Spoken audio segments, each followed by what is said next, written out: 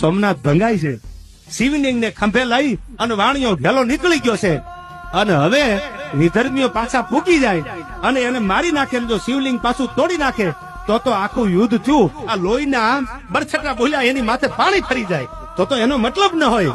અને સાહેબ એક હાથમાં હાટિયાના ત્રીજા પહાડા જેવી તરવાર લઈ દ્વારકા વાળાનું નામ લઈ હર હર મહાદેવનું નામ લઈ અને મેહુર ભરવાડ નામનો યુવાન યુદ્ધના મેદાનમાં ઉતર્યો અને બે હાથમાં તરવાર લઈ અને ઉતર્યો આડો.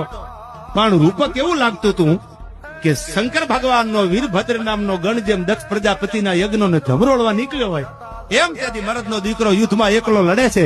ગુજરાતી બોલતી જાતી હતી, રૂવાડે તરવારના ઘા થઈ ગયા અને શિવલિંગ બરાબર ઘેલો નીકળ્યો.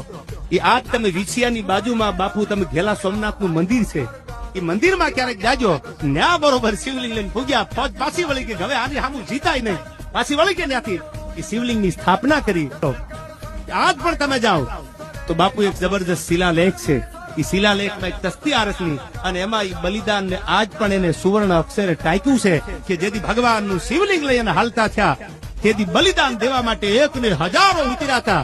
એમાં એક માલધારી ભરવાડનો દીકરો મેહુર આડો ઉતરી ગયો અને ખોળિયું ખાલી કરી દીધું કે હું ભલે ન હોય દુનિયામાં પણ મારો ભોળો નાથ રહેવો પડે, મારો સનાતન ધર્મ રહેવો પડે. આ બલિદાનને એકવાર જોરદાર તાળીઓથી વધાવો. આજ પણ આ